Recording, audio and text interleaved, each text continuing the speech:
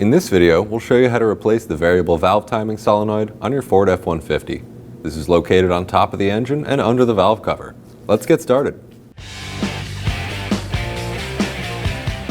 We need to relieve the fuel pressure from the system. To do that, we've raised and supported the vehicle, and we're back underneath the spare tire. Up on the frame, we have the fuel pump control module connector. We can unplug that.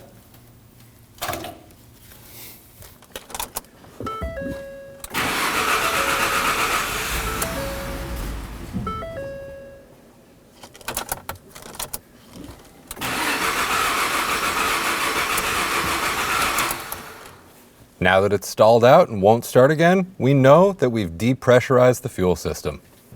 We'll remove the negative terminal using an 8mm. Just loosen that up. Give the terminal a wiggle. We'll pop that off and set it to the side. It's good to place a rag over the terminal. Make sure that the negative cable can't make contact. We need to remove the engine cover. To do that, we'll go ahead and remove the oil cap. Pull up on the engine cover. Pull towards the front of the vehicle. We can set that off to the side and reinstall the oil cap. Now we can remove the insulator covering our fuel pump. Here we have our high pressure fuel pump. We can see we have a hard line coming out of it this way that comes down, and we have a bracket with an 8mm nut. We'll go ahead and remove that.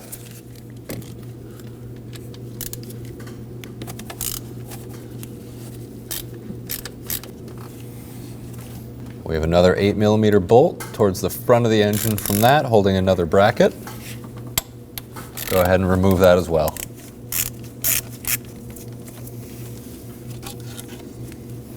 Now we can go ahead and loosen up the flare nut, holding on the high pressure line. I'm going to wrap a rag around here just to catch any residual fuel that may come out. To loosen the flare nut, we'll use a 17mm wrench.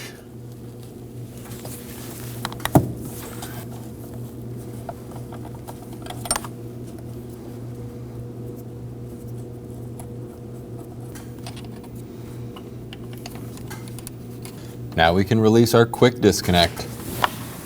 We have a small tab right here. You can press down on that, just like an electrical connector. Pick up on that. And then we can go ahead and turn that around. As you can see, that goes down. Pinch in one side and push up. Turn it the other way, pinch in the other side. Pull that up, and you should be able to pop off the line.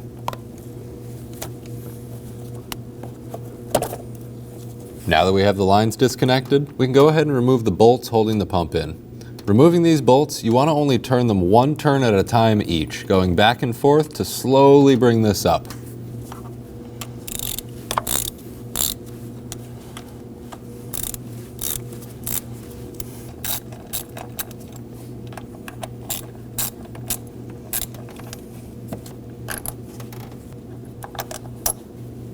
With the bolts removed, we can pull the pump out, and that'll give us access to the bottom part of the electrical connector. We can press in on the tab, pull that out. You always want to check your terminals for any corrosion or damage. These look okay. Now, it's not completely necessary to remove the Y-pipe here, but I find that you get a lot more working room if you do. We have 3 8mm hose clamps. We'll go ahead and loosen each of those up, and we can remove this.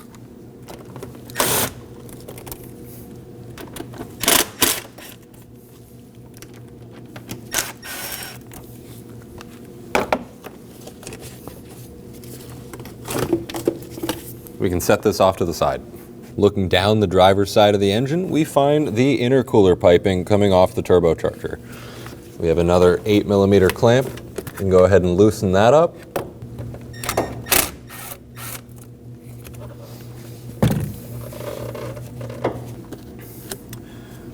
Right up in front of the engine, we have a little plastic clamp that goes around the intercooler pipe. You can go ahead and just pull back on that and release it. We can go ahead and pull up on the intercooler pipe and pop it out of the grommet. We don't need to fully remove this, just get enough space to remove the valve cover. To give us a little more room in this area, I'm going to go ahead and remove this 8mm holding the bracket for some of our breather lines here.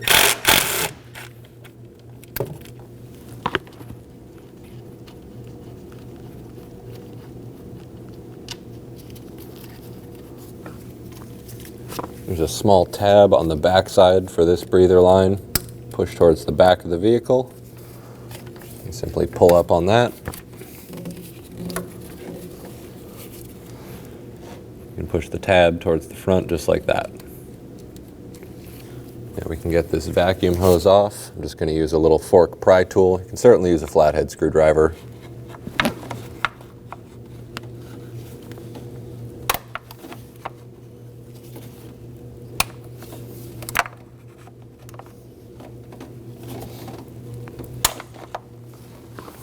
Remove the breather hose from the manifold here. Just pinch in on these two tabs. We can push down on the white portion of the connector. Get that slid down. Pop that off. Next we have a bit of the wiring harness. You can just pull that up right off the stud. Our electrical connectors for our VCT solenoids. Each of them has a small pink tab. We can pick up on the tab.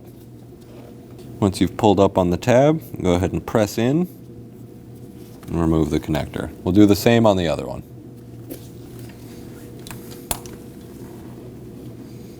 Pull up on the tab and press in. Make sure you check your terminals for any damage or corrosion. These look good. To remove the hose going to the wastegate, we can simply grab onto the rubber portion and pull it off the wastegate. We'll set that off to the side. We have a few more clips holding the VCT solenoid's wiring harness to the valve cover. And go ahead and pry those off as well.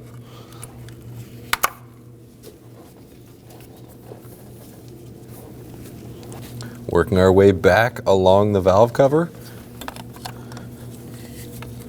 There are some studs sticking out of the head, and the nuts holding the valve cover on are on top of those. And on top of those we have a small clip. Just pry up on each of those clips. We'll keep working our way towards the back of the valve cover, pulling the wiring harness off. And go ahead and pull the O2 sensor wire off of the wiring harness. And work our way towards the back of the valve cover. We have two small clips on a couple more of the valve cover studs.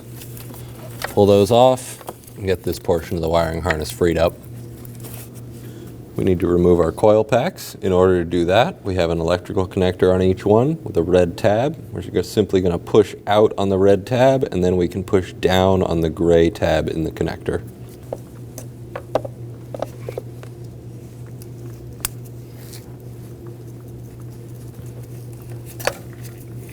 As you unplug each of these, you want to make sure that your terminals aren't corroded or damaged, and we can do the same on each coil pack. There's an 8mm bolt on each of the coil packs holding them onto the valve cover. You can go ahead and remove each of those.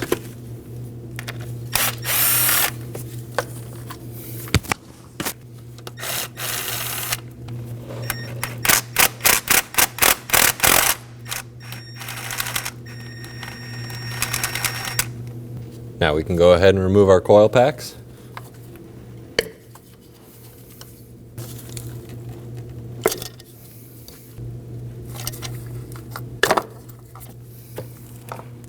We have one stud coming off the valve cover in the center here. Holding our fuel rail on is a small nut. We can go ahead and remove that with an 8mm.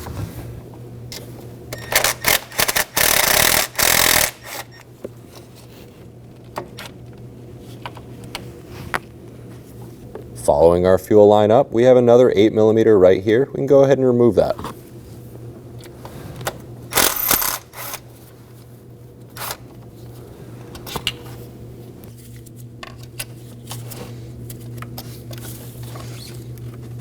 For the hard fuel line here, simply rotate this bracket up and get it out of the way.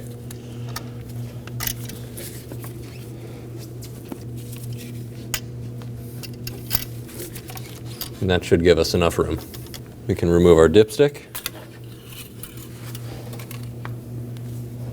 On the far front driver's side, we have a stud sticking up from the valve cover. There's a small nut on this, helping to hold this bracket on over here. We'll go ahead and remove that with an 8mm.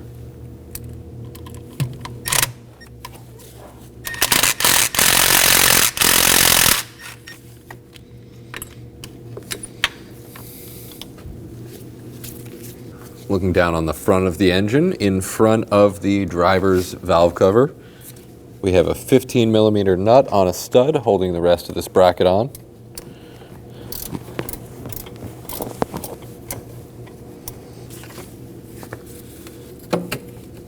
Pop the lower intake tube out of the grommet, and then you can set the bracket off to the side.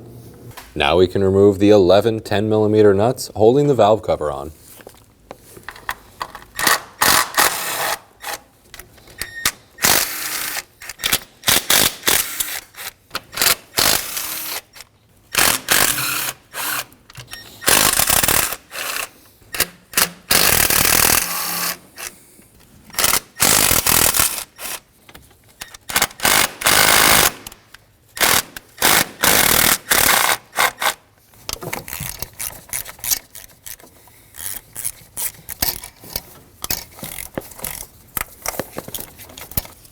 Now that we have all of the hardware loose, we can go ahead and start prying up on the edge of the valve cover.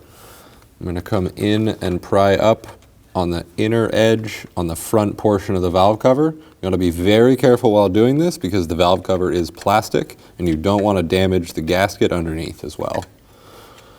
I'm going to be using a small pry bar, and then I'm going to use another screwdriver underneath that to help myself pry up just a little bit.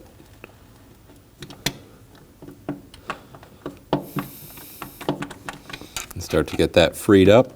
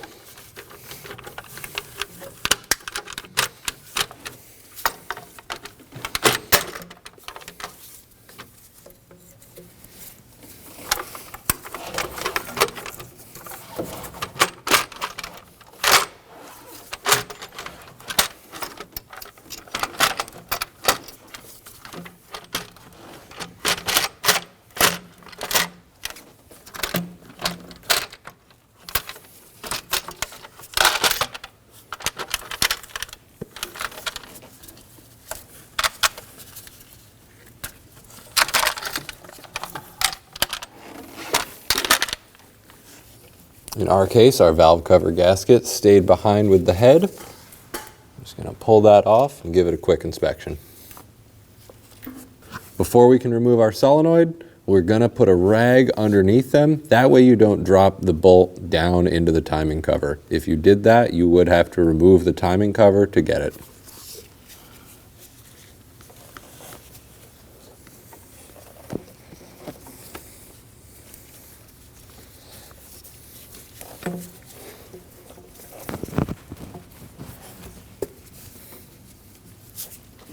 To remove the solenoid, we need to remove the 8mm bolt.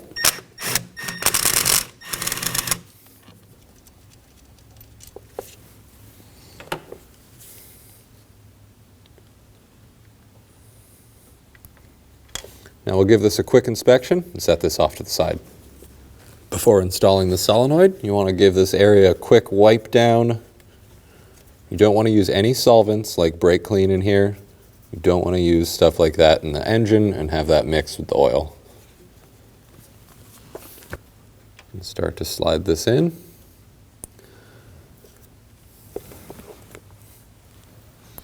Line up the bolt hole.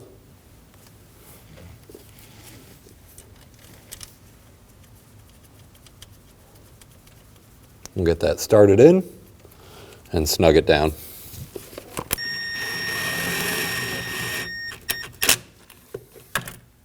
We'll torque this to 71 inch-pounds.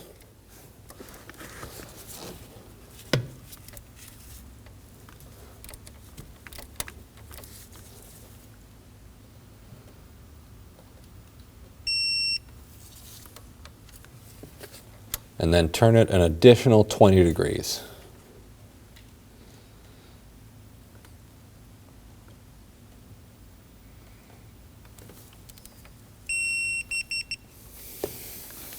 Make sure to remove the rag.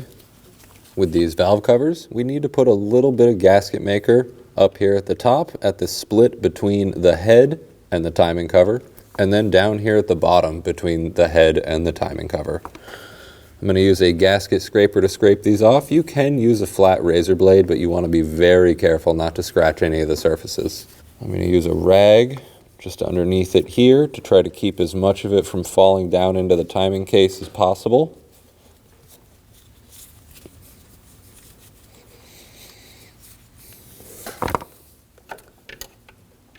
We'll go ahead and scrape that off.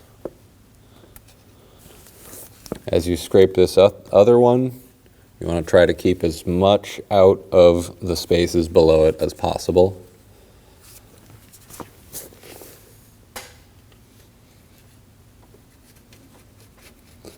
Not much gasket maker on there. Doesn't take too much to get off. Now we can scrape off the lower portion. Pull this rag out in an upwards motion. That way, if anything did fall down onto the rag, we don't drop it in. Got a big chunk of gasket maker down here at the bottom. I'm just going to pull that off.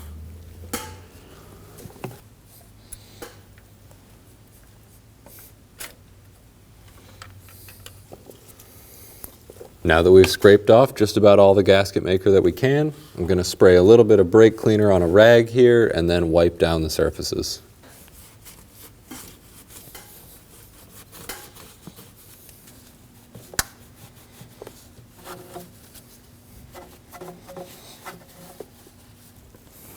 Now that we've cleaned up those two spots, I'm going to use the rag and brake clean on the rest of the valve cover mating surface to clean that up. It's good to wipe away from the inside of the head. That way you're not knocking any of the debris down into the engine. Before we can install our valve cover, we need to inspect each of the grommets in the valve cover. We have 2 up front for our solenoids, and then 3 in the back for our spark plug tubes. Inspect each grommet, give it a wipe down, and make sure it's not nicked.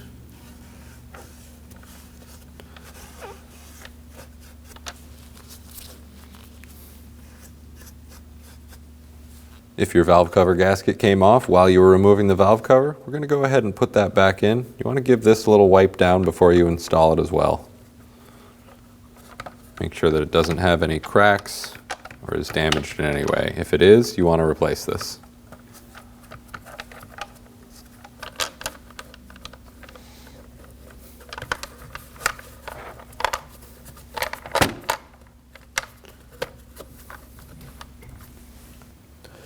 Before we can install our valve cover, we need to apply a small amount of RTV to 2 spots.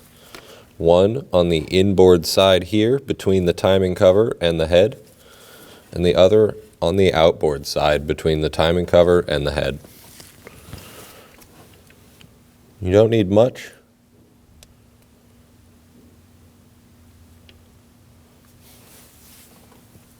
Just a small dab right over the seam.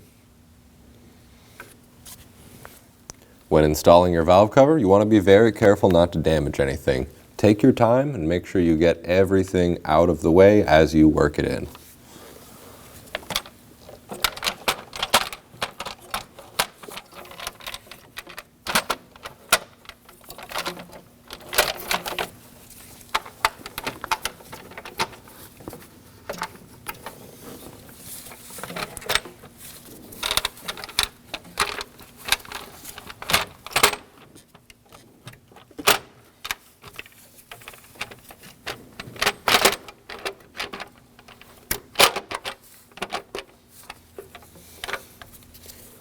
We'll get it in place, and then as you set it down, you want to pay attention to each of your grommets and make sure that they're not getting folded over or damaged in any way.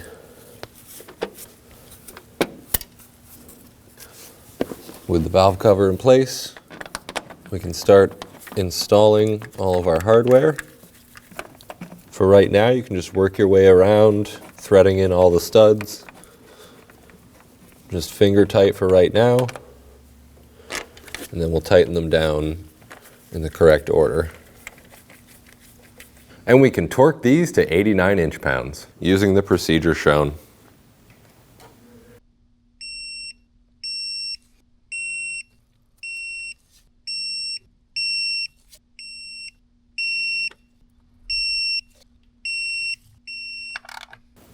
Install the coil packs. We'll slide these down, make sure they're fully seated.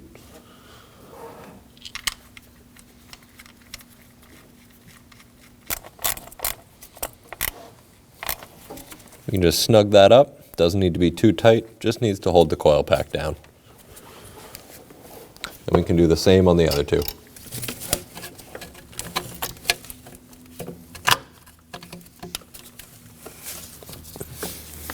With the bracket lined up, we can install our two nuts onto their studs. One small one up top and the bigger one down bottom.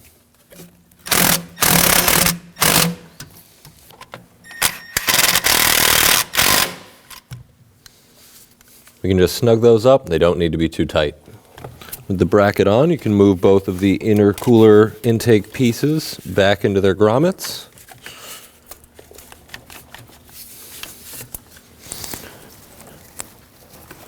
And start lining up your wiring harness.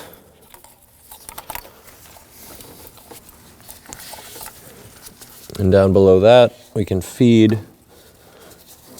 the intercooler pipe back onto the turbo.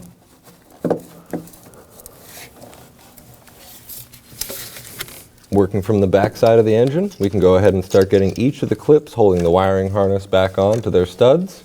Then we can plug in the coil packs. Make sure you press down on the red tab to lock it in.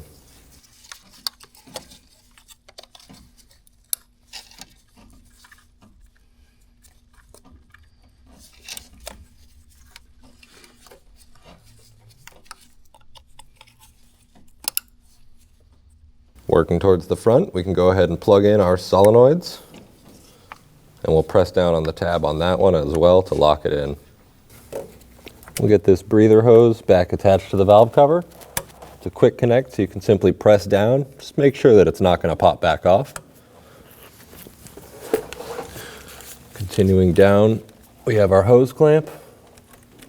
Just give that a tighten. You want to be careful with hose clamps. You don't want to over tighten them because you can easily strip them out. We'll get our turbo wastegate line back installed. Simply slide that on. Make sure you get it all the way down. And reinstall your clip. Reinstall the dipstick. And pop our vacuum line back on to the intake manifold. Once that's on, press up on the white tab on the bottom. Make sure that's set all the way in and not going to pull back off. We'll get this bracket line back up. Get the hardware installed.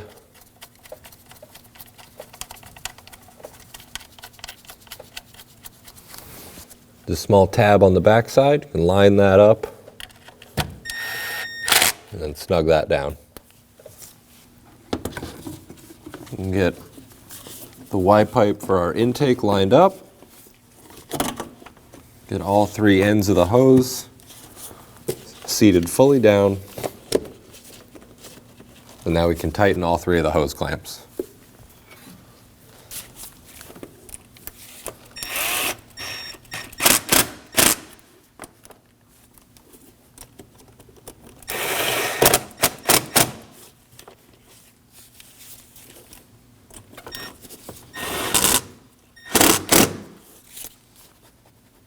Those don't need to be too tight, just enough that they won't pull off. Our high fuel pressure pump is actuated by the camshaft. That means we need to turn the motor over in order to get the camshaft to sit at the lowest point so we can install our fuel pump. We have the vehicle raised and supported. I'm using an 18mm with a long extension on my 1/2-inch ratchet. And we're just going to turn the engine over until we see the lobe go down to the lowest point.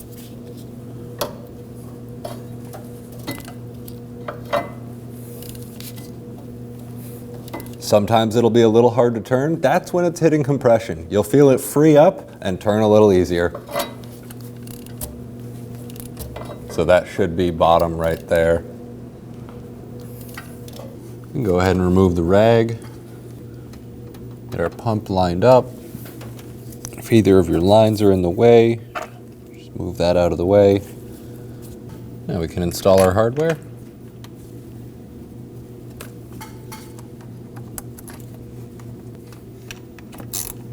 We'll get both of these snugged down. You want to bring them down together. You don't want to tighten one down before the other. Just lightly bring each one down.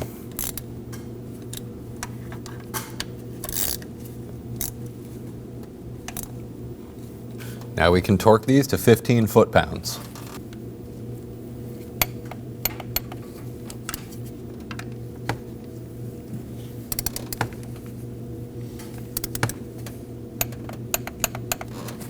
Go ahead and get the quick disconnect hose on. Push the blue tab down. Make sure both sides lock into place and then lock the bottom piece into the other side. Make sure that can't pull off. And once that's on, we can thread on our high pressure hose. I'll tighten down our high pressure hose. You want to be cautious not to over tighten this, but you do want it to be tight since you don't want this to leak fuel. And with both the lines on, we can plug in our electrical connector. Make sure that's seated all the way down and is not going to pull back out. Now we can get the hardware for our high pressure line in. Same as the other hardware, I'm going to get both of these started in and then we can tighten them down.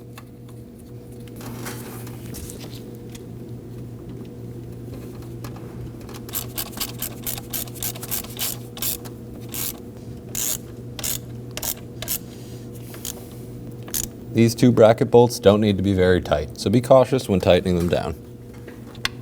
Now we can install the fuel pump insulator, and we can reinstall the engine cover. We'll remove the oil cap.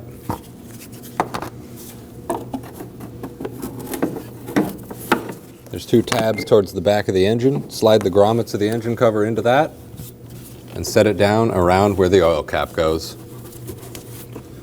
Make sure to reinstall your oil cap. Now we can go ahead and plug the connector back in for the fuel pump module. Make sure that's fully seated and doesn't want to pull back out. Install our negative terminal. We can snug that down with an 8mm. This doesn't need to be too tight, just enough that it won't move. With the fuel pump module plugged back in, we can go ahead and cycle the key a few times to prime the fuel pumps. We'll wait 3 to 5 seconds. And we'll cycle the key again. We'll do this 3 or 4 times. And then you can go ahead and try and start the engine. If the engine won't start or starts and stalls out, repeat the process of priming the engine by cycling the key.